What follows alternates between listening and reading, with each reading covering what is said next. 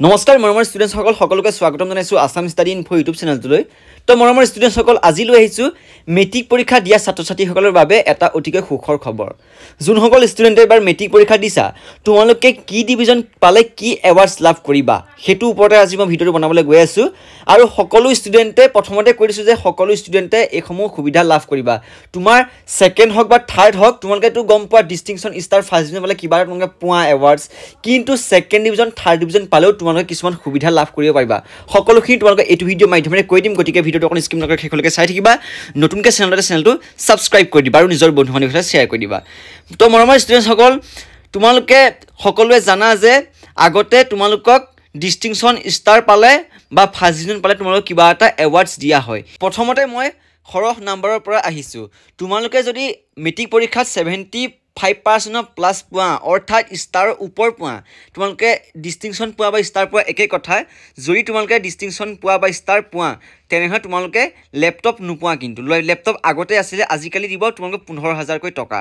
তোমালোকে 15,000কৈ টকা লাভ কৰিবা। গতিকে তোমালোকে গম পালা যে 75% পালে তোমালোকে 75 বা 70 ওপৰ পালে তোমালোকে লেপটপ নোপোৱা, 15,000 টকা লাভ কৰিবা। ঠিক আছে, তাৰপাছতে আহিলে 60% অৰ্থাৎ ফাৰ্ষ্ট ডিভিজনৰ যদি তোমালোকে ওপৰ বা ফাৰ্ষ্ট ডিভিজন মানে 60%ৰ পৰা তোমালোকে 74%লৈকে যদি তোমালোকে পোৱা তেনেহ'লে তোমালোকে কোনো ধৰণৰ এৱাৰ্ড নোপোৱা, কিন্তু তোমালোকে ভাল স্কলাৰশ্বিপ লাভ কৰিবা।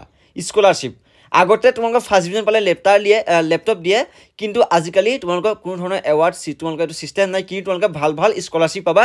সকলোখিনি তোমালোকে কৈ দিম। ঠিক আছে, ঠিক তেনেদৰে ছেকেণ্ড ডিভিজন আৰু থাৰ্ড ডিভিজন পালেও তোমালোকে কোনো এৱাৰ্ডছ লাভ নকৰা, কিন্তু তোমালোকে বহুত স্কলাৰশ্বিপৰ সুবিধা আছে। তোমালোকৰ মাজলৈ কি বহুত ধৰণৰ সুবিধা আনিছে স্কলাৰশ্বিপৰ, যেনে তোমালোকে তাৰ এক্সাম্পল হিচাপে ধৰিবা বহুত ধৰণৰ কোম্পানী আছে, যেনে তোমালোকে NSP স্কলাৰশ্বিপ এপ্লাই কৰিব পাৰিবা। তেনেকুৱা ধৰণৰ বহুতখিনি তোমালোকৰ কোম্পানী আছে যিসমূহ তোমালোকক এক্সাম দি তোমালোকে কি কৰিব পাৰিবা স্কলাৰশ্বিপটো লাভ কৰিব পাৰিবা। তোমালোকক ইয়াত কোনো ধৰণৰ পাৰ্চেণ্টেজ নিবিচাৰে, কিন্তু কেতিয়াবা কি হয় যদি তোমালোকে ফাৰ্ষ্ট ডিভিজন পোৱা তেনেহ'লে কিছুমান আমাৰ অসম চৰকাৰে কিছুমান স্কিম উলিয়াই, সেইসমূহত তোমালোকে স্কলাৰশ্বিপটো লাভ কৰিব পাৰা।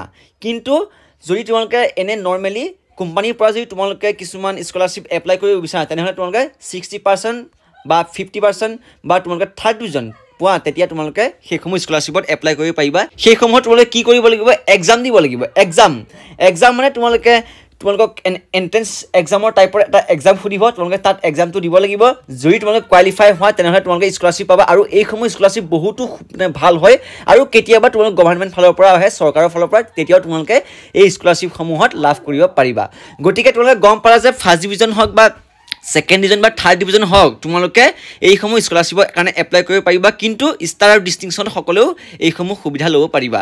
কিন্তু first division second division third ডিভিজনৰ বাবে কোনো ধৰণৰ এৱাৰ্ড নাই অসম চৰকাৰৰ ফালৰ পৰা, তথাপিতো তোমালোকে এইসমূহ স্কলাৰশ্বিপ পাবা আৰু ডিস্টিংশন ষ্টাৰসকলে এইসমূহ এৱাৰ্ড পাবা। তোমালোকে মই অলৰেডি ক'লোৱে যে তোমালোকে 15,000কৈ টকা লাভ কৰিবা।